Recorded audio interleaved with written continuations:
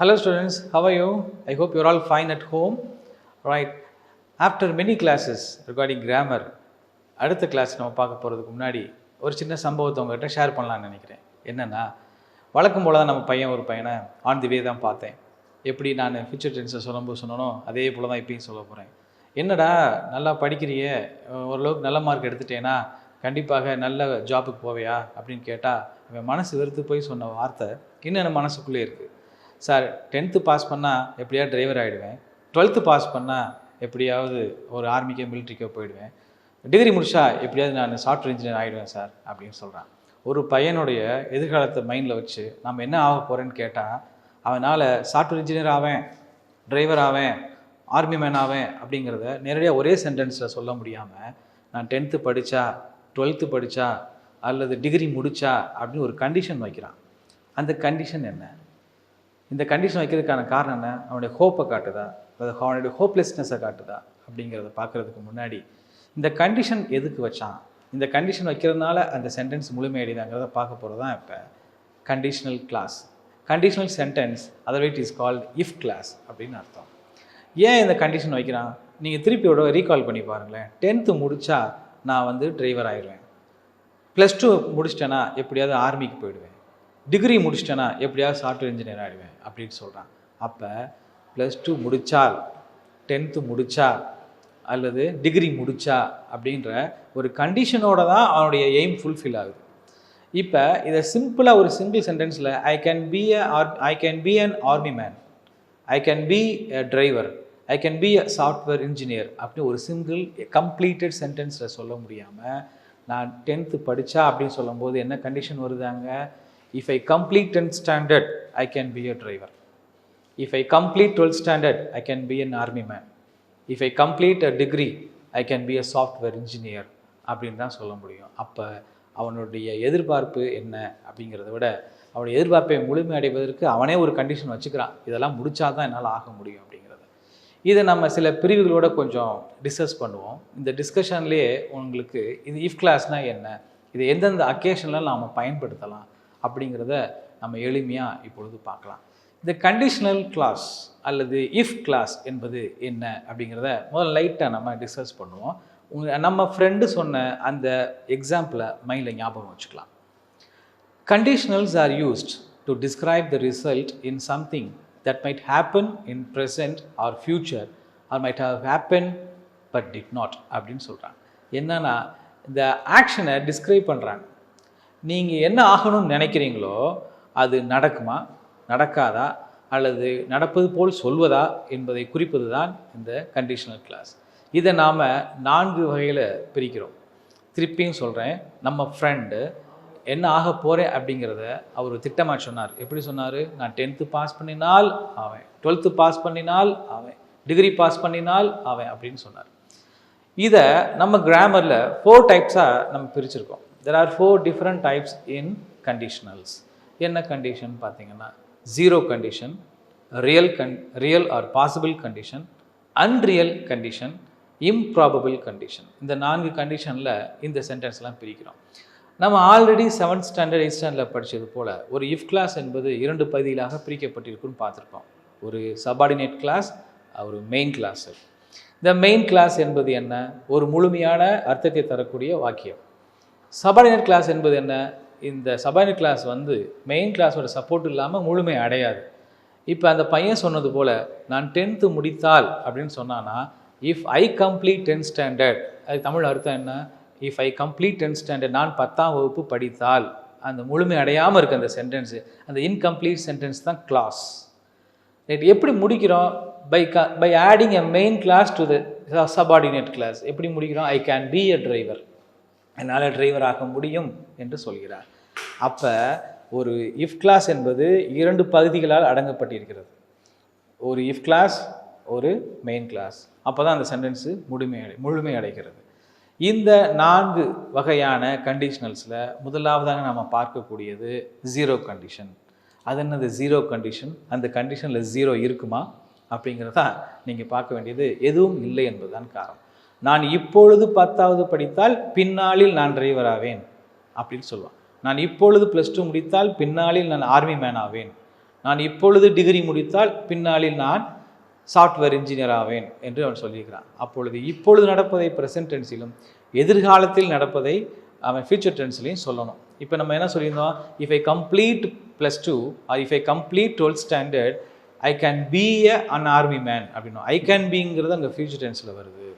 ஆனால் இப்போ நம்ம பார்க்கக்கூடிய முதல் வகை ஜீரோ கண்டிஷனல் என்பது உலகத்தில் எப்பொழுதும் ஒரே மாதிரி இருக்கக்கூடிய, எப்பொழுதும் மாறாமல் இருக்கக்கூடியது என்னவோ அவை எல்லாமே ஜீரோ கண்டிஷனல். அதை பற்றி நாம் இப்பொழுது பேசுவோம். 2 2 4 என்பது உலகளாவிய உண்மை, மாறாத உண்மை. That is zero conditional. எப்படி? If you add 2 with 2 you get 4. அது யூ வில் கெட் 4 ஃபியூச்சரில் சொல்ல தேவையில்லை, எப்பொழுதுமே always you get 4. If you add 2 with 2 you get 4. If you subtract 3 with 5 you get only 2. If you subtract 3 from 5 you get only 2. So these are universal truths and another one is always true. எப்படி ஒரு தண்ணீரை சுட வைத்தால் அது கொதிக்குமோ, எப்படி ஒரு தண்ணீரை கொதிக்க வைத்தால் அது ஆவியாக வெளியேறுமோ, அது போன்ற உலக உண்மையை சொல்லும் போதெல்லாம் எந்த மாற்றமும் இருக்காது. இஃப் கிளாஸிலும் சரி, மெயின் கிளாஸிலும் சரி, இரண்டிலுமே நாம் பயன்படுத்துவது simple present tense. For example, you see, if you heat water it boils. If you heat water it boils. We should not say it will boil. It boils. அது ஹீட் பண்ணும்போது boil ஆகும். அது இனிமேல் தான் பாயில் ஆக போகுது என்ற ஃபியூச்சரில் சொல்வது தவறு. This is called zero conditional. Better அடுத்த லெவலுக்கு போகலாம். If you boil water it evaporates. என்னாகும்? அது ஆவியாகும். அப்போ தண்ணீரை கொதிக்க வைக்கும் பொழுது அது ஆவியாகிறது. இரண்டும் சயின்டிஃபிக்கலி ட்ரூ. 2 2 4 என்பது கணிதபூர்வமாக உண்மை. இந்த உண்மையான விஷயங்களையும் அறிவியல் பூர்வமான உண்மையான விஷயங்களையும் சொல்லும் பொழுது you never change any tenses into future tense in the main clause. If you heat water it boils, if you boil water it evaporates. 2 example சொன்னோம். இதுலேருந்து என்ன தெரிகிறது? we should never change any tenses in the main class because if கிளாஸில் என்ன present tense இருக்கிறதோ அதே தான் main கிளாஸ்லையும் போட போகிறோம். அதுக்கு தான் இந்த finest example is given here. Right sir. இப்போ ஜீரோ கண்டிஷனலில் you have understood that there is no changes in the verb not only in if clause and also in main clause. Let us go for the next one, that is real or possible condition. See, this is something different from it because this is already we have discussed about the student I have met earlier. அந்த வேலை ஒரு பையனை பார்த்தேன், பேசலான்னு சொன்னானே, அந்த class தான் இப்போ நம்ம பார்க்க போகிற கிளாஸ். என்னென்னா, we use this conditional class when we talk about the real or possible situations. இந்த சுச்சுவேஷன் பாசிபிளாக நடக்கக்கூடிய சுச்சுவேஷனை சொல்லுவது. கண்டிப்பாக நடக்கும். அந்த பையன் என்ன சொன்னான்? 10th பாஸ் பண்ணால் நான் எப்படியா டிரைவர் ஆயிடுவேன் சார், 12th பாஸ் பண்ணால் நான் எப்படியாவது ஆர்மி மேன் ஆயிடுவேன் சார் சொன்னான். அதுதான் இந்த இடத்துக்கு மேட்ச் ஆகக்கூடிய லெவல். இதுதான் type number 2, real or possible condition. Again I am explaining the situation here. We use these conditionals when we talk about real or possible situations. இதுக்கு என்ன சார் ஆகும்? இஃப் கிளாஸில் இருக்கக்கூடிய, சபார்டினேட் கிளாஸில் இருக்கக்கூடிய அந்த சப்ஜெக்ட் பக்கத்தில் இருக்கக்கூடிய வேர்பு டெஃபினட்டாக ப்ரெசன்ட் டென்ஸில் தான் இருக்கும். ஆனால் மெயின் கிளாஸில் கண்டிப்பாக அது ஃபியூச்சர் ஃபார்மில் தான் போடணும். காரணம், அவன் தற்போது இதை செய்திருந்தால் பின்னாளில் மாறுவான் என்பது எதிர்காலத்தை குறிப்பது. ஆகவே எப்படி செய்வது? நான் சொன்னேன்ல, if I complete 10th standard I will be a driver, நான் சொன்னானா இல்லையா? அது போல தான். If you go fast you will catch the train சொல்லலாம்ல. இப்போ நீ வேகமாக ஓடினால் நீ அந்த ட்ரெயினை பிடிப்பாய் என்று சொல்லலாம். அப்போ ஃபஸ்ட்டு ஹாஃபில் இஃப் கிளாஸில் only you can see the present tense, and in a main class definitely it should be a simple future tense by adding will or shall. Another work, if you work hard and you will score high marks. If you work hard you will score high marks. This is another example. So this is very simple. If you complete your homework now, you can play outside the classroom or in the ground, you can easily say.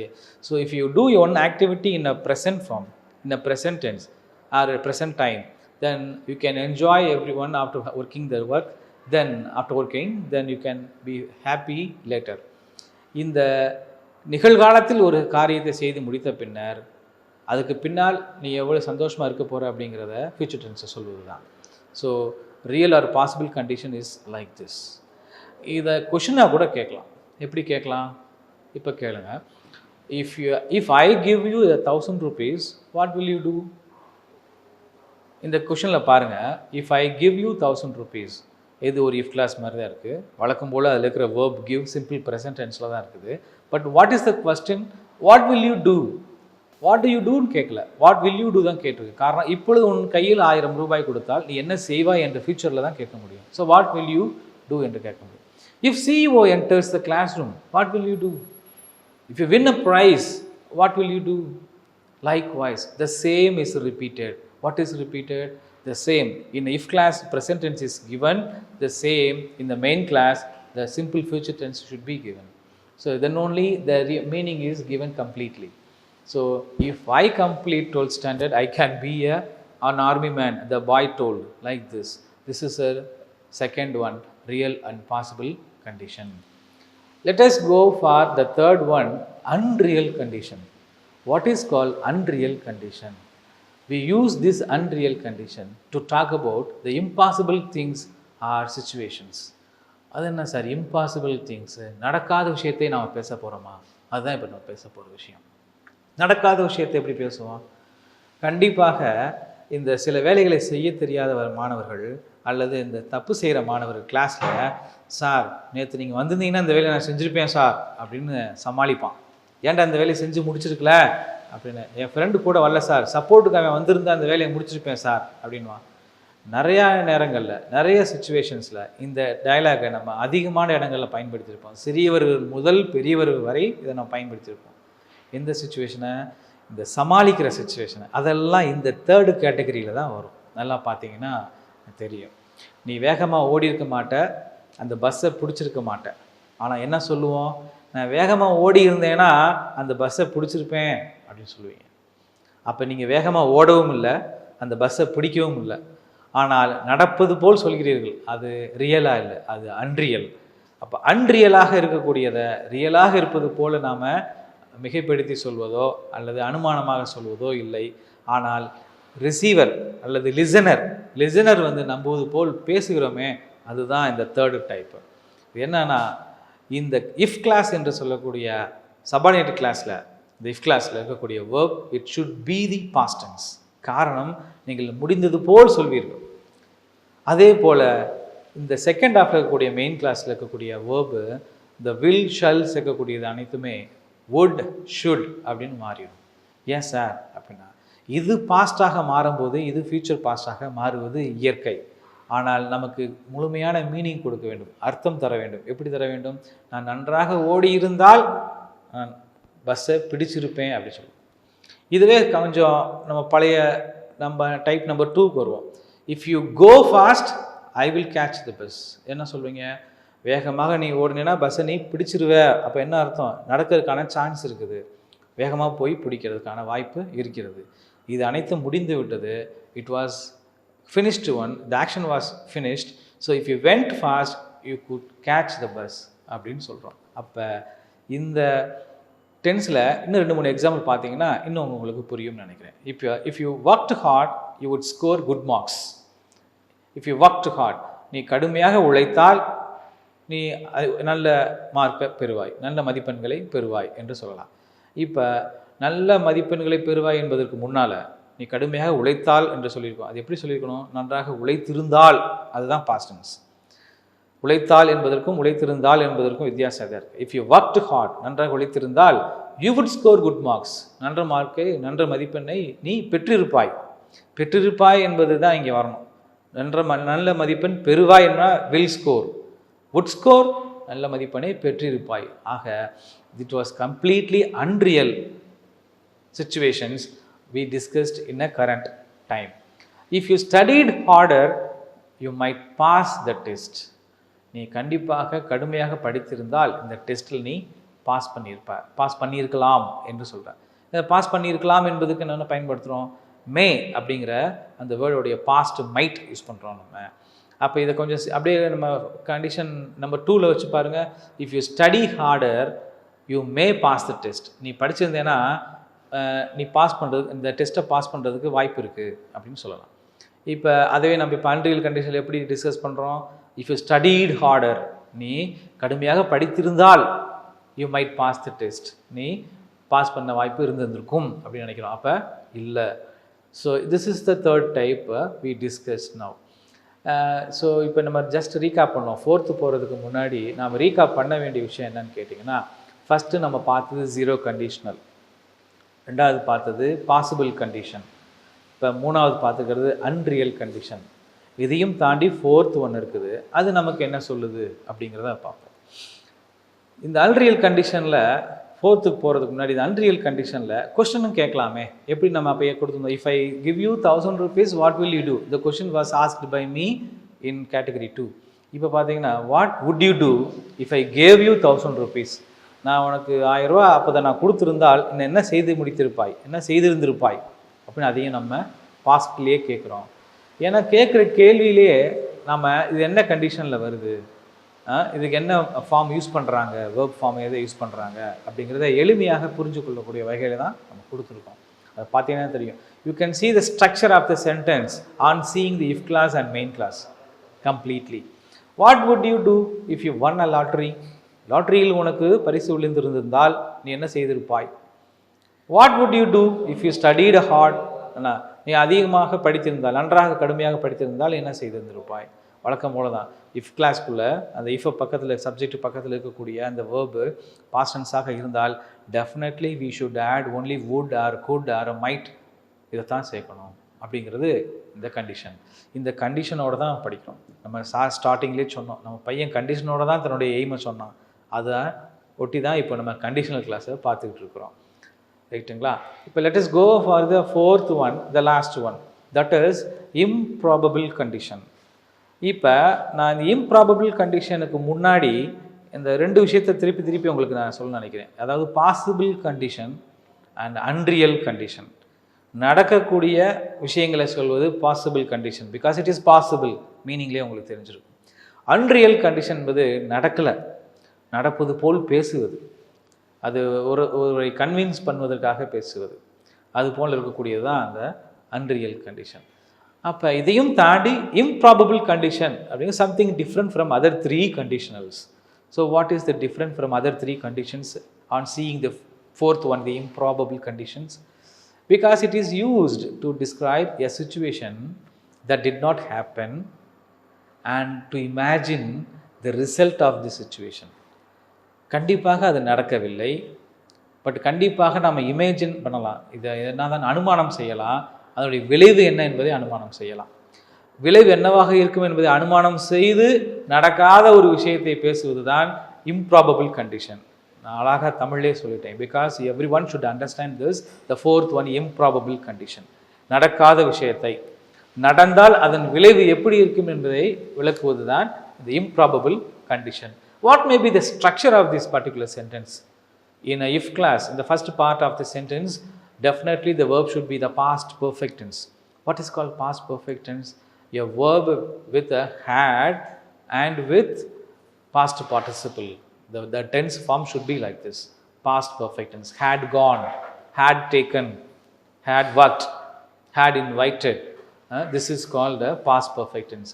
Okay, if you add past perfect tense in the first part of the sentence, I mean in the if clause, what may be the changes in the main clause? In the main clause என்னென்ன changes இருக்கும்? நாம் அங்கே என்னென்ன அப்போ கொஞ்சம் recall பண்ணுங்கள். இதுக்கு என்ன பண்ணணும் மாற்றணுன்றதுக்கு முன்னாடி லைட்டாக நீங்கள் ரீகால் பண்ணி பாருங்கள். கண்டிஷ்னலில் நம்ம ஃபஸ்ட்டு பார்த்ததில் இங்கே இஃப் கிளாஸில் ப்ரெசன்ட் வந்தால் அங்கே ஃபியூச்சர் போடுவோம், வில் சேர்ப்போம்னு சொன்னோம். அப்புறம் அன்ரியலில் என்ன சொன்னோம், இங்கே பாஸ்டன்ஸ் வந்தால் வில்லை பாஸ்டாக மாற்றுவோம், வுட்டு போடுவோம்னு சொன்னோம். இப்போ இதில் என்ன பண்ணுறோம், இம்ப்ராபபிள் கண்டிஷனில் ஹேடு சேர்த்துட்டோம். இஃப் கிளாஸில் first part of the sentence என்ன சேர்த்துருக்கோம், ஹேட் சேர்த்துருக்கோம்.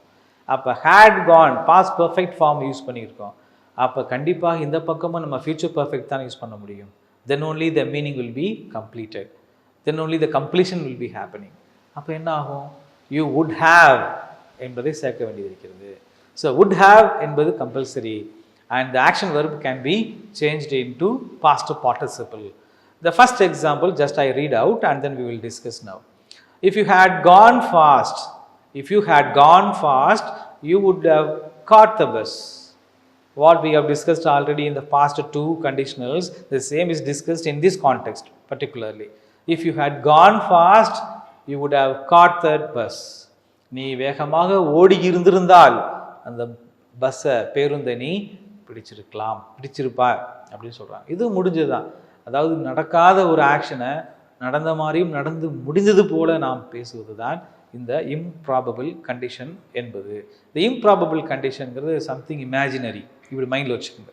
Completely imaginary. ஏன் அன்ரியல் கண்டிஷனே இமேஜினரி தான். ஆனால் அதில் கூட என்ன இருக்குது, நம்ம இப்போ சப்போஸ் இது நடந்திருந்தால் இப்படி பண்ணியிருக்கலாம் அப்படின்னு டிஸ்கஸ் பண்ணுவோம். இது கம்ப்ளீட்டாக நடந்து முடிஞ்ச மாதிரியே பேசுவது. ஆக இந்த 4 கண்டிஷன்ஸில் தான் இருக்குது இந்த கண்டிஷனல் கிளாஸஸ். என்னென்னு சொல்லிங்க, நான் அகைன் ரீகேப் பண்ணுறேன் பாருங்கள்.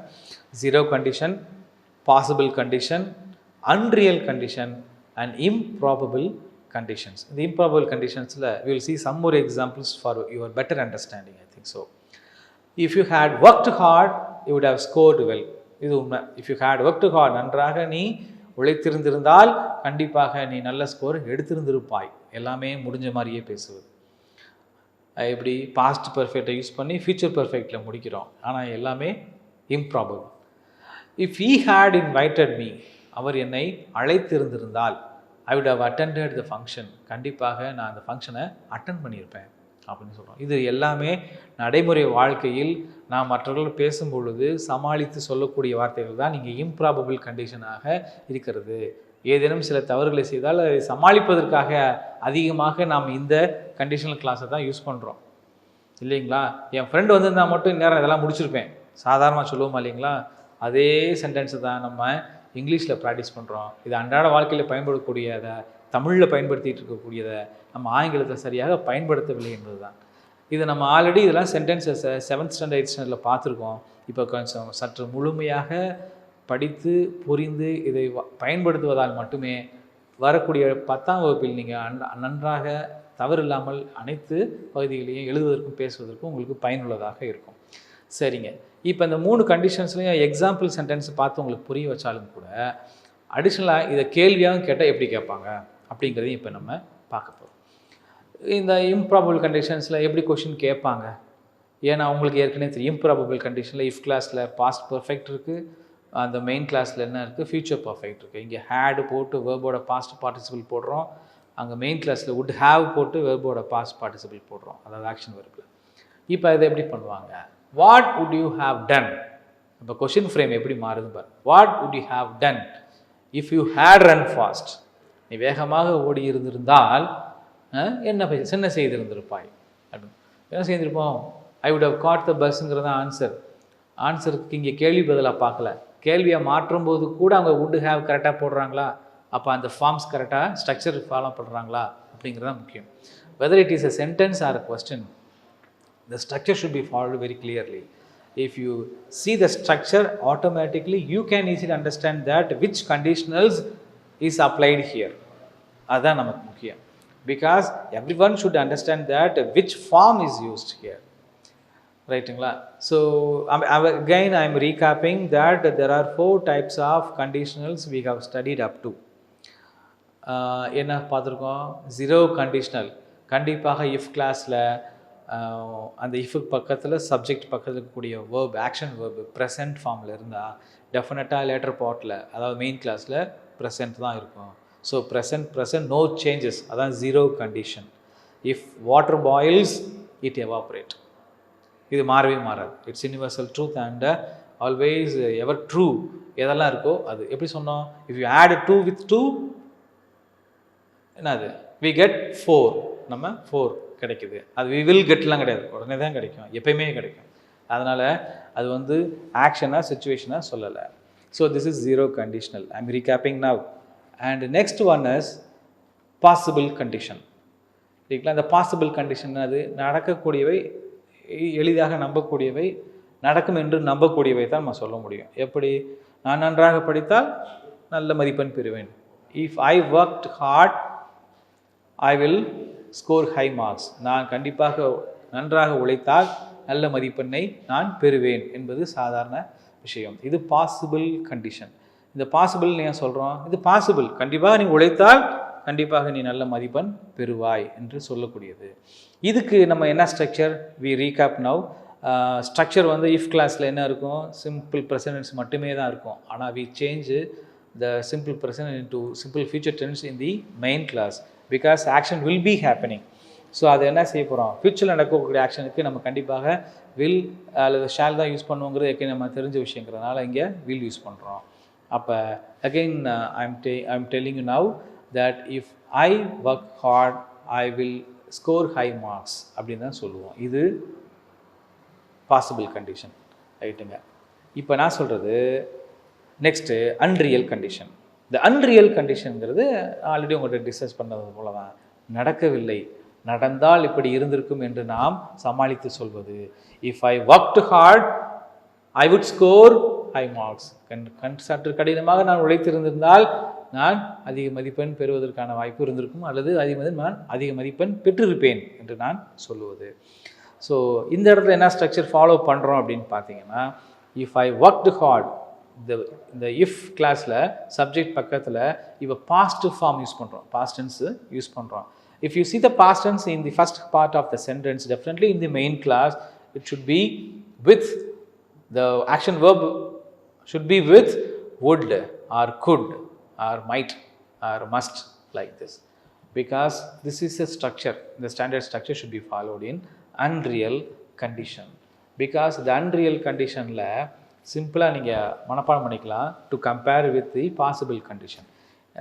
இங்கே present form வந்தால் அங்கே future form, இங்கே பாஸ்ட் டென்ஸ் வந்தால் பாஸ்ட் ஃபார்ம் வந்துச்சுன்னா அங்கே ஃபியூச்சர் பாஸ்ட் என்று சொல்லக்கூடிய would could என்பதை நாம் பயன்படுத்துகிறோம்.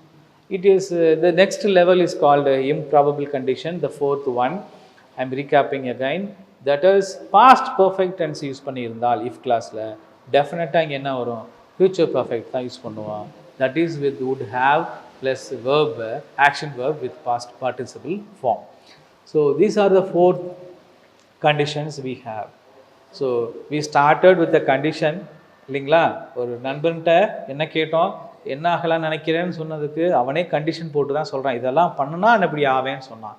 அப்போ அதை வச்சு நம்ம எக்ஸாமினேஷன்ஸு தயார் பண்ணுறது போல் இப்போ என்ன பண்ணியிருக்கோம், ஒரு இஃப் கிளாஸவே பார்த்து முடிச்சிருக்கோம். இப்படி இந்த 4 வகைகளை பிரித்து நம்ம பார்த்துருக்கோம். இப்போ 4 வகைகளையும் பார்த்துட்டோம்.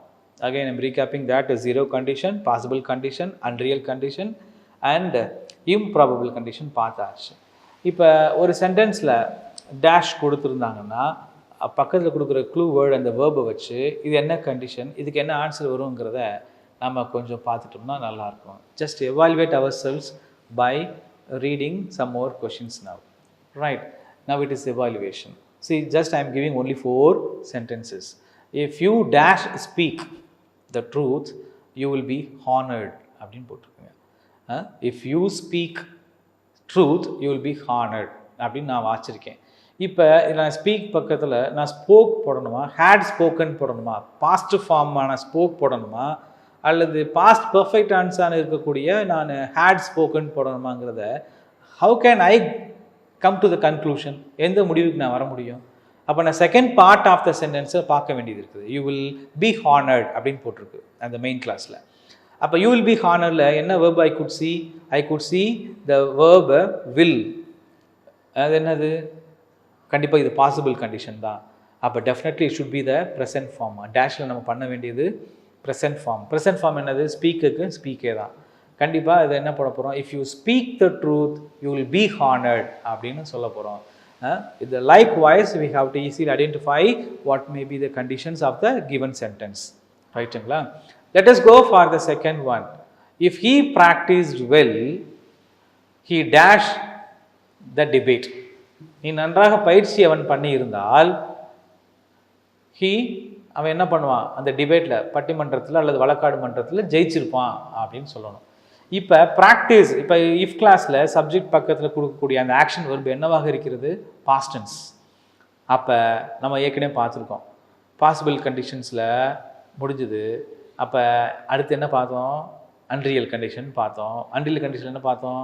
பாஸ்ட் டென்ஸாக இருந்தால் இங்கே இருக்கக்கூடிய வில் அப்படின்றது அது என்ன செய்வோம்? வுட்டுன்னு மாற்றுவோம்னு சொல்லியிருக்கோம். அப்போ இங்கே என்ன வந்திருக்கணும்? நன்றாக நான் பயிற்சி எடுத்திருந்தால் நான் வெற்றி பெற்றிருப்பேன் இந்த வழக்காடு மன்றத்தில் அப்படின்னு சொல்லுவீங்க. அப்போ இங்கே என்ன வரணும்? வில் வின் வராது, would win தான் வரும். அப்போ what may be the answer for the second one? If he practised well he would win the debate என்று சொல்லப்படுகிறார். இப்போ second one is okay. So the first one is possible condition, we can easily identify. The next one is unreal. Wait, இன்னும் ரெண்டு இருக்கு சொல்லாமா? So let us go for the third one. If they had taken him to the hospital in time, they dash save his life அப்படின்னு கொடுத்துருக்கு. இப்போ the save his lifeன்னு கொடுத்துருக்குல்ல, இப்போ இதை வச்சு நம்ம என்ன பண்ணலாம்னா, சேவ்ங்கிறது will saveன்னு மாறப்போதா, would saveன்னு மாறப்போதா, இல்லை would have saved மாறப்போதாங்கிறது எதை வச்சு கண்டுபிடிக்க போகிறோம்னா, இந்த இஃப் கிளாஸில் இருக்கக்கூடிய அந்த ஃபர்ஸ்ட் பார்ட்டில் என்ன கொடுத்துருக்கு? பாஸ்ட் பர்ஃபெக்ட் டென்ஸ் கொடுத்துருக்கு. Because I could C had taken is given there. அப்போ this is called which condition? Probable, improbable condition. Appo what may be the answer for it? Would have saved. So may I read the complete sentence now? If they had taken him to the hospital in time, they would have saved his life. They would have saved his life அப்படினு சொல்ல போறோம். Okay, let us see the answer for the last one. We complete now. If she dash write neatly, she would have scored good marks அப்படினு இருக்கு. Same condition is given here, improbable condition. See, would have scored, it was mentioned here. So what may be the answer in fourth one? Definitely it must be the past perfect tense. So if she had written neatly, she would have scored good marks. Right, very clearly you have mentioned it. Really very good. Definitely you could understand what are the conditional classes, other 4 types of classes. Let us see some other grammatical items in some other classes. Thank you.